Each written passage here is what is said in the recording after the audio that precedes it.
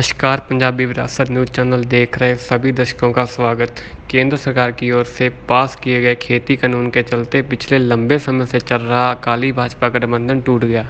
गठबंधन टूटने के बाद अब पंजाब में नगर निगम और नगर कौंसिल के चुनाव होने जा रहे हैं। गठबंधन टूटने के बाद इस बार होने वाले स्थानीय निकाय चुनाव में अब दोनों पार्टियां अलग अलग चुनाव लड़ेंगी। अगर पठानकोट ज़िले की बात करें तो यहां से तीनों विधानसभा क्षेत्र से भाजपा के उम्मीदवार ही चुनाव लड़ते थे और अकाली दल उनका समर्थन करता था।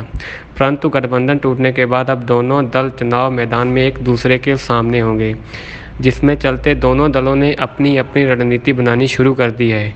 अकाली दल को उस समय भारी मजबूती मिली जब पठानकोट के पूर्व विधायक अशोक शर्मा ने पार्टी प्रधान सुखबीर सिंह बादल की मौजूदगी में पार्टी में शामिल हुए।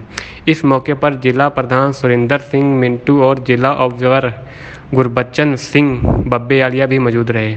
इस मौके पर पार्टी में शामिल हुए पूर्व विधायक अशोक शर्मा ने कहा कि वह पिछले 4 साल से राजनीति से दूर थे, परंतु बहुत सोच समझकर वह अकाली दल में शामिल हुए, क्योंकि अकाली दल ही सही मायनों में पंजाब की अपनी पार्टी है, जिसने पंजाब को विकास के मार्ग पर आगे तक पहुंचाया है। आओ देखते हैं पठानकोट से गुरदेव सिंह जोहल की विशेष रिपोर्ट।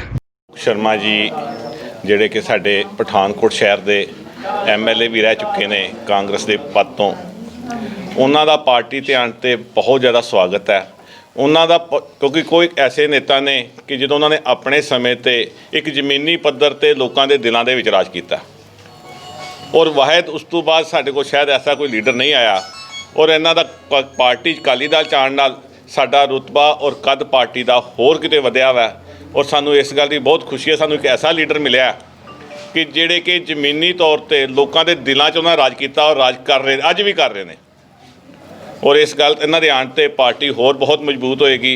असीं निगम दियां चुनाव अपना चुनावां वधिया परफॉर्म करके इस गल का सबूत देंगे कि उन्हों के आने ते पार्टी नूं बल मिलिया और ताकत मिली है। मेरे लिए ये अज बड़ा भागा वाला दिन है कि अज चंडीगढ़ हैडकुआटर साडे अकाली दल दे विच सुखबीर बादल जी ने मैनू अपनी पार्टी शामिल किया और ये मैं अपने पठानकोट जिला प्रधान सुरेंद्र कंवर मिंटू जी बब्बेयाली जी और बाकी सारे लीडर साहबान का भी जोड़े मेरे समझना इलाके के ने जोड़े मेरे नाल उत्थे गए और जिन्हों के सदके मैं शामिल होया और मैं समझना कि पिछले 3-4 साल तो मैं राजनीति तो थोड़ा पिछे सी, मन दुखी सी, दूजे फील्ड्स काम करता सी, सोशल रिलीजियस कल्चरल, लेकिन 3-4 साल मैं परहेज़ करता रहा।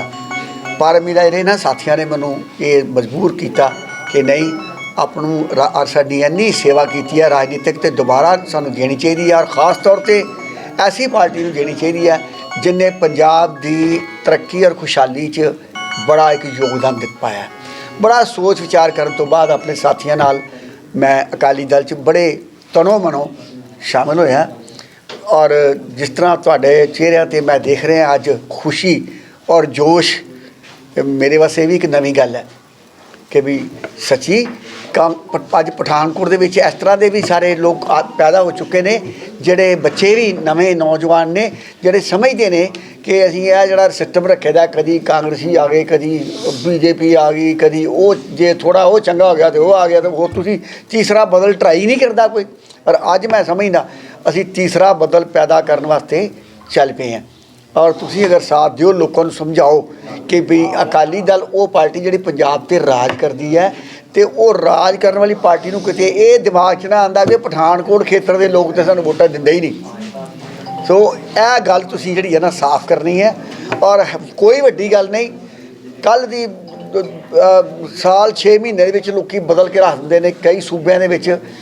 मैं देखना अज भी सारिਆਂ ਨੂੰ एग्जाम्पल दिना मैं 31 साल का मुंडा जी वो 31 साल का और ਉਹਦੇ पिता जी जेल च बदनामी वक्री पे जी वो चारा खा गए इस तरह के इल्ज़ाम उन्होंने लगे, लेकिन वो 31 साल के मुंडे ने उत्थे सिंगल लारजैसट वड्डी पार्टी बिहार दे विच बन के दिखाया। बाकी सारिया पार्टियां पिछे कुछ दिनों ਤੇ ਤੁਸੀਂ ਤੇ ਤੁਹਾਡੀ ਤੇ ਗੱਲ ਹੀ ਹੋਰ ਹੈ। ਤੁਸੀਂ ਤੇ ਇੱਕ ਐਸੀ ਪਾਰਟੀ ਦੇ ਨਾਲ ਜੁੜੇ ਪਏ ਹੋ ਜਿਹੜੀ ਪਾਰਟੀ ਪੰਜਾਬ ਦੇ ਵਿੱਚ ਰਾਜ ਕੀਤਾ ਔਰ ਆਪਣੀ ਪੂਰੀ ਪਰਫਾਰਮੈਂਸ ਦੱਸੀ ਹੈ। ਮੈਂ ਤੁਹਾਡਾ ਸ਼ੁਕਰਗੁਜ਼ਾਰ ਹਾਂ, ਤੁਹਾਡਾ, ਆਪਣੇ ਸਾਰੇ ਸਾਥੀਆਂ ਦਾ, ਸਾਡੇ ਇਹਨਾਂ ਦਾ। ਔਰ ਮੈਂ ਤੁਹਾਨੂੰ ਯਕੀਨ ਦਿਵਾਨਾ ਕਿ ਦੇਖੋ ਈਸ਼ਵਰ ਨੇ ਸਾਰੇ ਮੌਕੇ ਮੈਨੂੰ ਜ਼ਿੰਦਗੀ ਦਿੱਤੇ, ਪੜ੍ਹਾਇਆ ਲਿਖਾਇਆ ਬਣਾਇਆ, ਈਵਨ ਤੁਹਾਡਾ MLA ਤੌਰ 'ਤੇ ਵੀ ਮੈਨੂੰ ਜਿੰਨਾ ਮੌਕਾ ਮਿਲਿਆ ਮੈਂ ਉਹ ਕੰਮ ਕੀਤਾ। ਹੁਣ ਅਗਰ ਜ਼ਿੰਦਗੀ ਦੇ ਕੁਝ ਦਿਨ ਬਚੇ ਨੇ ਤੇ ਐਵੇਂ ਕੱਲ੍ਹ ਹੀ ਗਵਾਣੇ ਨੇ, ਤੇ ਫਿਰ ਦੁਬਾਰਾ ਤੁਹਾਡੀ ਸੇਵਾ ਚਲਾਉਂਦੇ ਹਾਂ। ਲੇਕਿਨ ਮੈਂ ਜ਼ਰੂਰ ਚਾਹਾਂਗਾ ਕਿ ਐਸੇ ਬੱਚੇ, ਐਸੇ ਨੌਜਵਾਨ, ਇਹ ਨਹੀਂ ਵੀ ਮੇਰੇ ਦਾਦਾ ਜੀ ਜਿਹੜੇ ਨੇ ਉਹ ਆਪਣੇ ਕਹਿੰਦੇ ਕਾਂਗਰਸੀ ਸੀ ਤੇ ਮੈਂ ਕਾਂਗਰਸੀ ਰਹਿਣਾ, ਜਾਂ ਉਹ ਕਿ ਮੈਂ ਹੀ ਤੇ ਖਾਨਦਾਨੀ ਪਾਕਿਸਤਾਨ ਨੂੰ ਮੈਂ BJP ਹੀ ਤਾਦੇ ਰਹਿਣਾ, ਉਹ ਨਹੀਂ। ਸੋਚੋ, ਆਪਣਾ ਦਿਲ ਔਰ ਦਿਮਾਗ ਅਪਲਾਈ ਕਰੋ ਵੀ ਠੀਕ ਬੰਦੇ ਨੂੰ ਅਸੀਂ ਅੱਗੇ ਲਿਆਉਣਾ। ਜਿਸ ਲਈ ਤੁਸੀਂ ਇਹ ਸੋਚ ਲੈਣਾ ਤੇ ਤੁਸੀਂ ਸਮਝੋ ਤੁਸੀਂ ਆਪਣਾ ਫਰਜ਼ ਪੂਰਾ ਕਰ ਲਿਆ। ਮਤਲਬ ਭੇਡ ਚਾਲ, ਨਾਅਰੇਬਾਜ਼ੀ ਨਹੀਂ ਪਈ। ਅਸੀਂ ਹੋ ਗਏ ਹਾਂ, ਅਸੀਂ ਬੜਾ ਸੋਚ ਸਾਚ ਕੇ ਇਹ ਵਾਲੀ ਜਿਹੜੀ ਮਿਊਨਿਸਪਲ ਜੰਗ ਜਿਹੜੀ ਆ ਉਹ ਅਸੀਂ ਮਿੰਟੂ ਜੀ ਦੇ ਨੇਤਰਤਵ ਦੇ ਵਿੱਚ ਇੱਥੇ ਪਠਾਨਕੋਟ 'ਚ ਲੜਨੀ ਹੈ।